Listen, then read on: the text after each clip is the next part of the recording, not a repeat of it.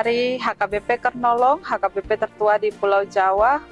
Bapak Ibu Saudara, sebelum kita memasuki peraduan malam, marilah kita mendengar firman Tuhan, kita berdoa. Bapa Sorgawi, kami bersyukur untuk segala berkat penyertaan-Mu dalam hidup kami sepanjang hari ini. Malam ini Tuhan, kami mau mendengarkan firman-Mu, berkati kami, serta pimpin kami dengan kuasa Roh Kudus-Mu, yang memberikan kami hikmat pengetahuan untuk mengerti firman-Mu. Dalam nama Tuhan Yesus, kami berdoa. Amin. Firman Tuhan renungan bagi kita pada malam ini, yaitu dari Injil Lukas pasal 19 ayat 9 hingga ayat 10. Ayat pembimbing renungan ayat 10, begini firman Tuhan. Sebab Anak Manusia datang untuk mencari dan menyelamatkan yang hilang. Demikianlah firman Tuhan. Yesus mencari dan menyelamatkan yang hilang. Sahabat renungan malam Shalom yang dikasihi Tuhan, salah satu tujuan kedatangan Yesus ke dunia ini adalah untuk mencari dan menyelamatkan yang hilang. Apa maksudnya yang hilang di sini?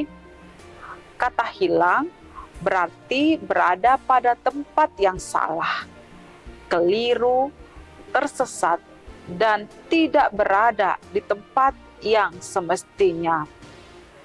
Sesuatu yang tidak berada pada tempatnya tentu tidak nyaman, tidak baik, sebab keberadaannya tidak tepat.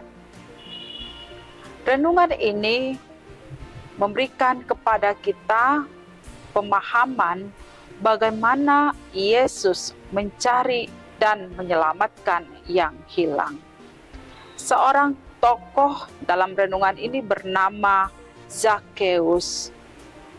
Sebelum bertemu dengan Tuhan Yesus, Zakheus adalah orang yang terhilang.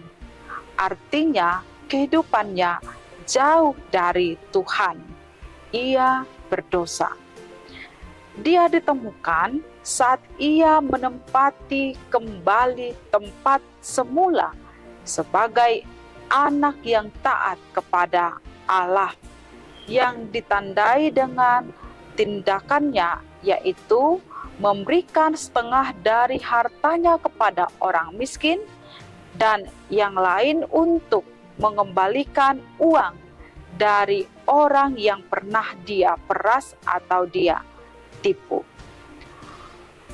Ketika Yesus menemukan orang yang hilang itu, maka Yesus akan memberikan keselamatan kepadanya.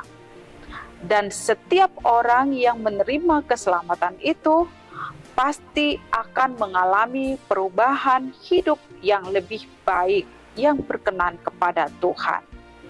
Zakheus yang telah ditemukan Tuhan Yesus mengalami perubahan hidup setelah mendapatkan keselamatan yang Tuhan berikan.